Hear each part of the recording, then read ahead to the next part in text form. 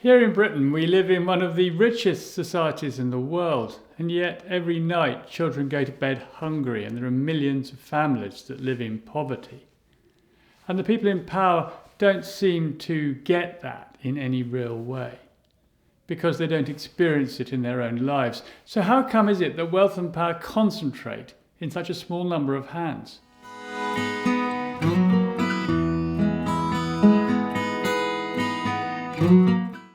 So why does wealth accumulate? Well, the short answer is the invention of farming. Because before farming, people found what they needed when they needed it, more or less, and there was not much opportunity to accumulate, and not much need to do so either. But we know from the earliest farming communities and the early civilizations that arose from them that wealth inequality emerged really quite quickly. Because if you look back to those early civilizations that we have in Mesopotamia and ancient Egypt and places like that, we can see that there's a very well established ruling class. And then there's most people who are getting on with working the land and producing the food and that sort of thing. And that system has persisted right through history. It's sort of baked in, that inequality. It emerges very quickly, as I say.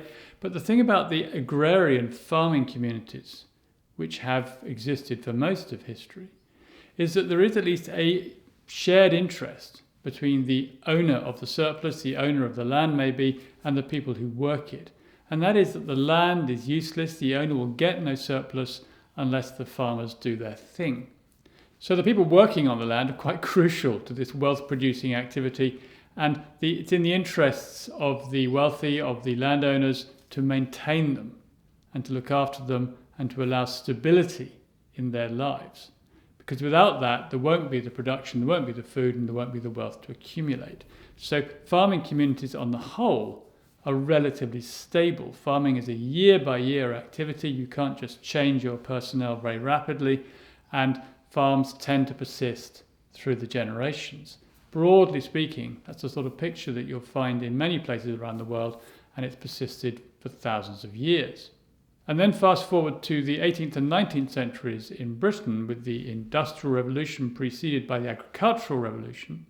Now, the Agricultural Revolution made farming much less so-called efficient. That is to say, fewer people were required to work the land for a given output, and so people were forced to leave the land, and they headed into the cities, and in the cities they found jobs in the new factories that were springing up. And that relationship was quite different because factory owners and their workers did not have this mutuality of interest. It didn't matter if people came and went, there were always more workers to be had, and factory owners could pay them as little as possible, and if they went away, there'd be somebody else who would replace them. And that tension between workers and factory owners, investors, has been a feature of the 19th century, it's a feature of the 20th century, and it persists right up to this day. And inequality is even more baked into that relationship than it was into the agricultural relationship between farmer and landowner. And it's really, really hard to counter that massive tendency towards inequality.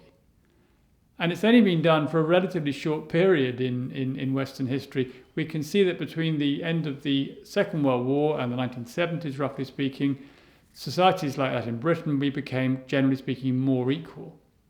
Generally speaking, the less well-off prospered better. There was a lot of increase in production.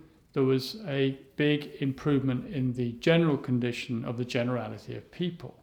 And there were good systems in place for health and welfare and that sort of thing. And then in the 1980s, everything changes again, and the history of that is quite interesting. If we look back to the early 70s with the oil shock and inflation and that sort of thing, we can see a critical moment arrives when America leaves the gold standard. Finally, there is no currency in the world which is supported by gold. All currencies are paper, and they're only worth the paper that they're printed on.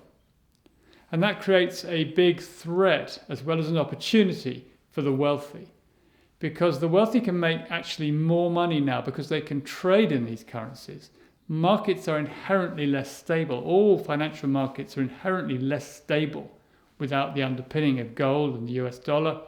And so people can make profits When things are unstable, there are profits to be made. When markets fluctuate like this, there are profits to be made. And that's an opportunity for the wealthy. And that has grown and grown and grown as an activity in the last 40 or 50 years, making of money in the financial markets.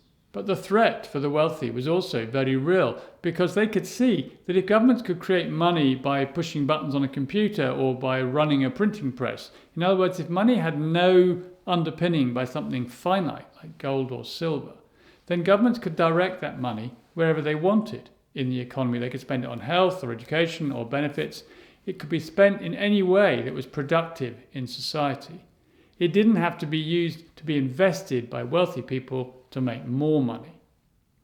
So the neoliberal economists, they managed to cover up all of that. They managed to sustain the idea that money begets money, that the way to get an economy to work effectively is to put money in the top, to give it to the people who've already got money, because they will use it to generate more wealth, and that wealth will trickle down through the system and it will benefit everybody, which, as we know, simply doesn't work.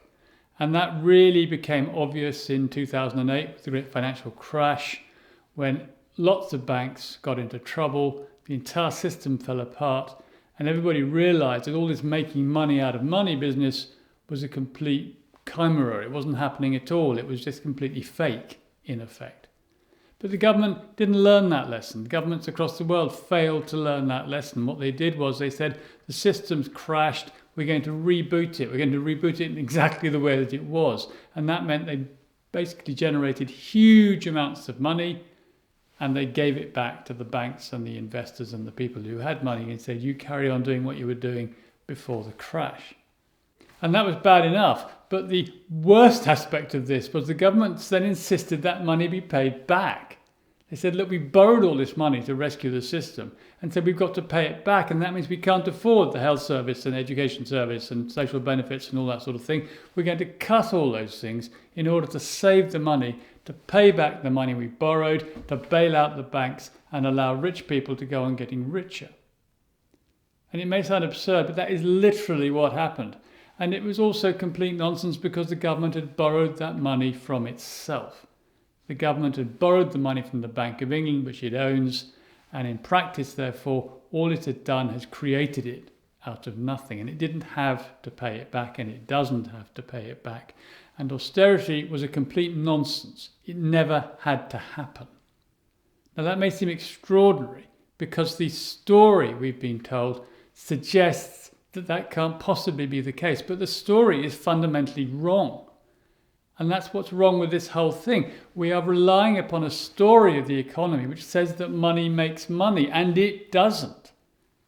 Money can accumulate money, but that just means less money is available for people who could use money usefully to generate real wealth in their lives. So what's the solution? Well, regular watchers of Bonkers Economics will know already what the solution is. There are two key things that have to happen. First of all, we have to measure the economy differently. We have to measure real, productive, sustainable, useful outputs in the economy and generate as much of that as possible. The stuff that really improves the quality of people's lives.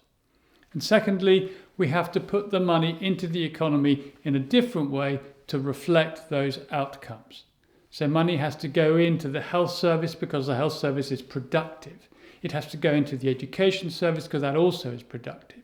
It has to go into social care because that is productive. It has to go into people's lives. It has to be directed towards people so they can use it in ways that allow them to generate wealth. And it has to not, particularly not, be put into a financial system that sucks it all up and allows people to use it to accumulate more and more and make the system more and more unequal. It's not rocket science, but it is counterintuitive to the message that we've been sold for the last 40 years. And until we change our understanding of that, we're going to have difficulty appreciating the change that is needed. So that's our key task, to retell the story of the economy that reflects real people's lives, real people's needs, and the real wealth that we all try to create in our lives. Thanks for watching. If you like the video, please click the like button because that helps to get the message out. And please do subscribe to the channel.